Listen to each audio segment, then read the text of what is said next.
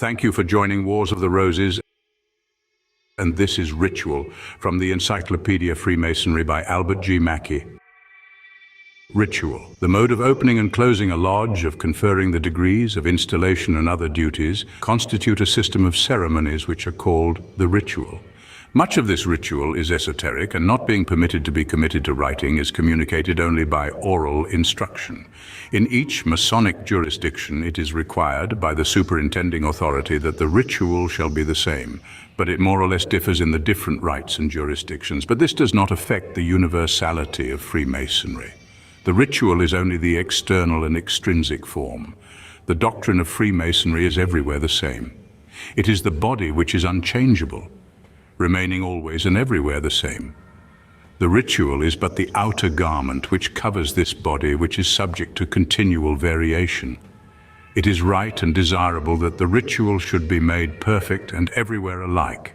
But if this be impossible as it is, this at least will console us, that while the ceremonies or ritual have varied at different periods and still vary in different countries, the science and philosophy, the symbolism and the religion of Freemasonry continue and will continue to be the same wherever true Freemasonry is practiced. Little can be added to the above paragraph by Brother Mackey without perhaps saying too much. The reader must fill in between the lines.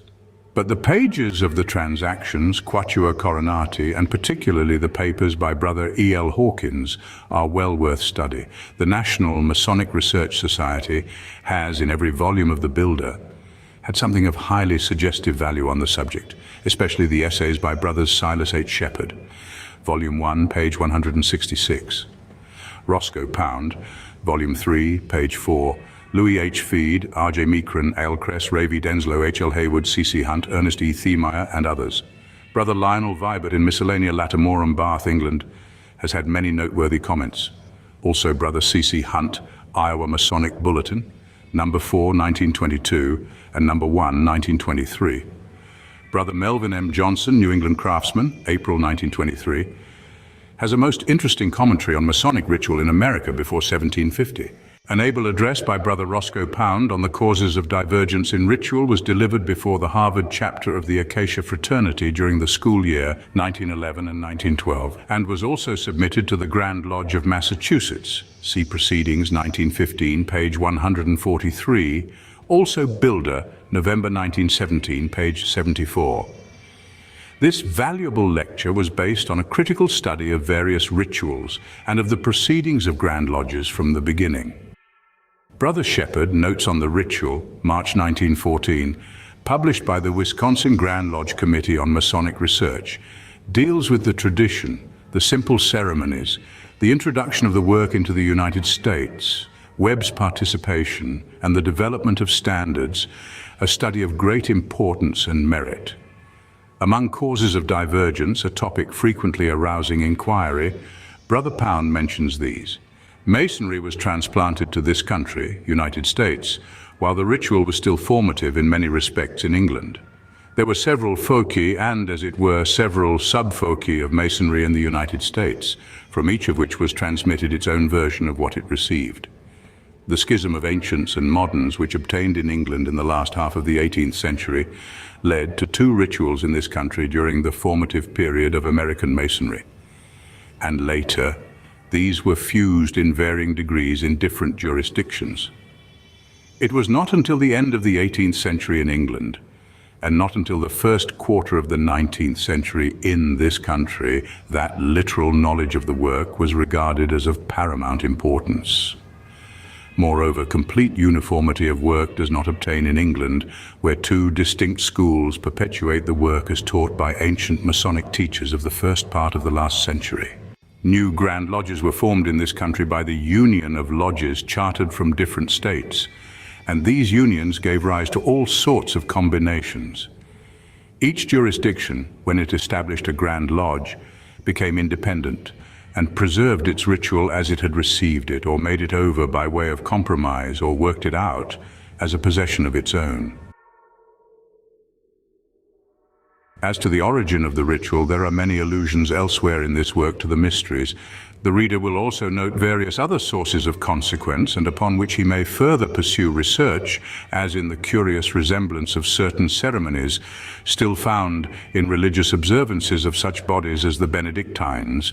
See account of ceremonial forms in English Black Monks of St. Benedict, E.L. Taunton, 1898, Appendix. Also note Brother W. Simpson, Transactions, Quatuor Coronati Lodge, 1889, Volume 22, page 17, says, "On the 1st of January, 1870, I saw in the great Basilica of St. Paul's, without the walls at Rome, the ceremony known as the profession of a Benedictine, that is the phrase, meaning the reception of a monk into the Benedictine order. At one point of the ceremony, a black cloth was laid on the floor in front of the altar. On this the novitiate lay down and was covered with a black pall with silver lace on it. A large candle stood at his head and another at his feet. There the man lay in semblance of death. The abbot of the order celebrated Mass, which occupied about half an hour.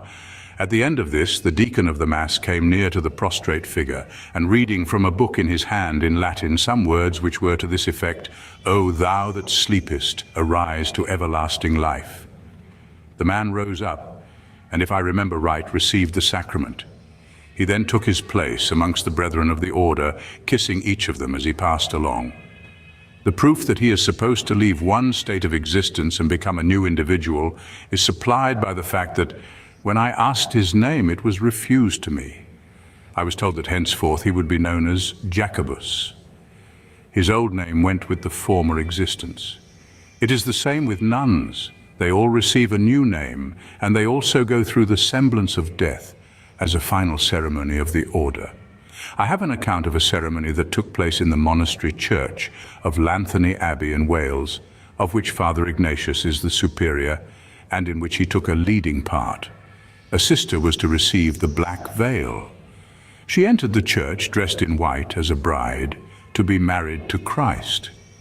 This rite was celebrated by cutting off her hair, putting on the robes of a Benedictine nun, including the black veil, and the marriage ring was put on her finger. The newly wedded bride was then led to a bier, covered with a pall, and carried out of the church, while the burial service, "I am the resurrection and life," and "earth to earth, ashes to ashes," was uttered, and the great bell of the abbey tolled, while the chant for the dead was solemnly sung. This was in 1882, and on the octave, Latin applied to the 8th day of a festival, of the Assumption of the Blessed Virgin. There is at the island of Calday, off the Welsh coast, less than 3 miles from Tenby, a household of Benedictine monks who on every Friday during Lent give a passion play, lasting about 2 hours for its rendition, and similar in purpose, though original in arrangement and musical accessories, to the famous one exhibited at Oberammergau in Germany. While markedly unlike all others and difficult to explain its appeal and power, let it be said that among the special features described for us are these. Each character is represented by a monk. At other passion plays, there are male and female actors. The monks are dressed in their habits, voluminous and of milk-white wool, all alike except the young religious who represents the Christus, who is clad in a girded alb of white linen, reaching to the ground, and long stole, the emblem of priesthood.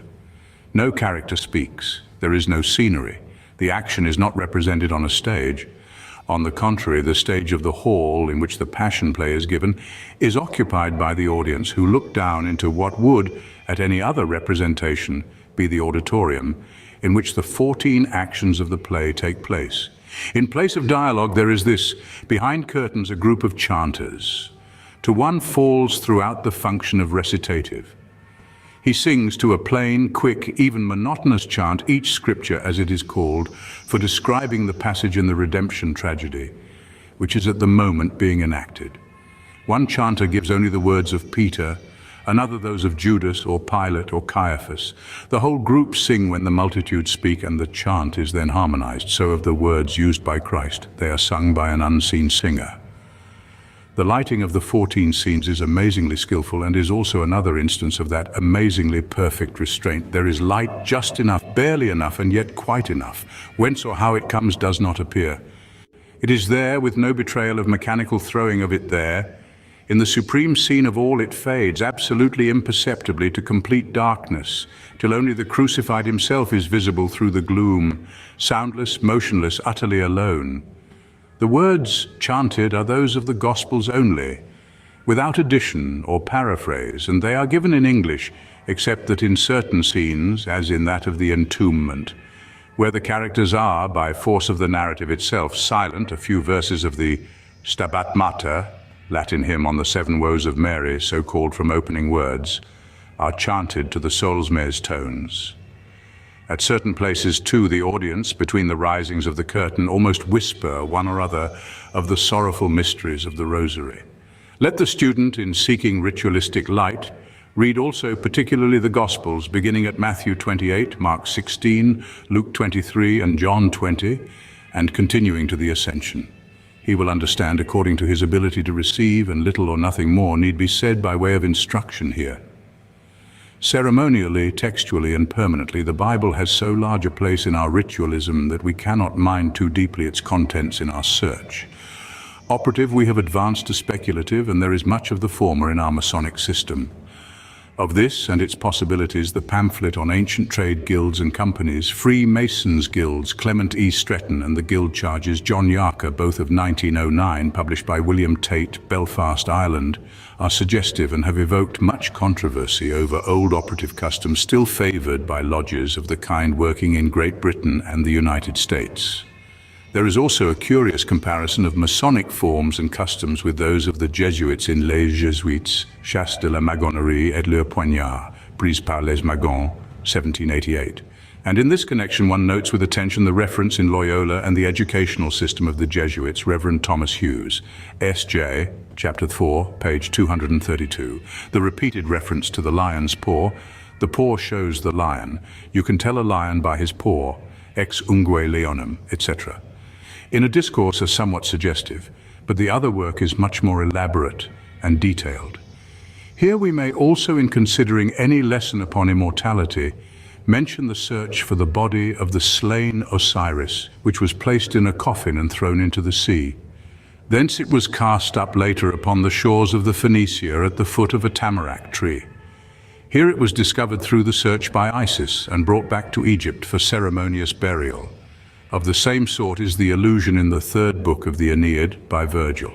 Here the hero Aeneas, by means of a message given to him by the uprooting of a plant on the hillside, discovers the grave of a lost prince.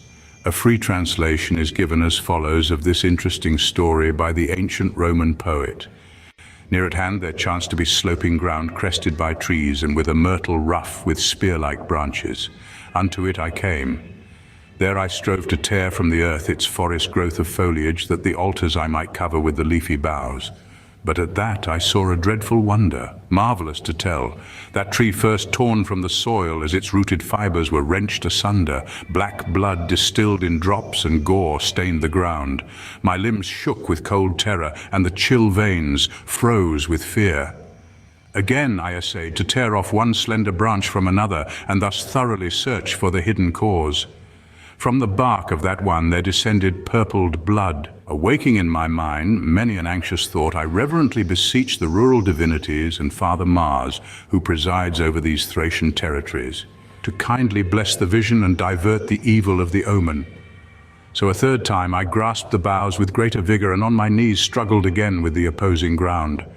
Then I heard a piteous groan from the depths of the hill, and unto mine ears there issued forth a voice.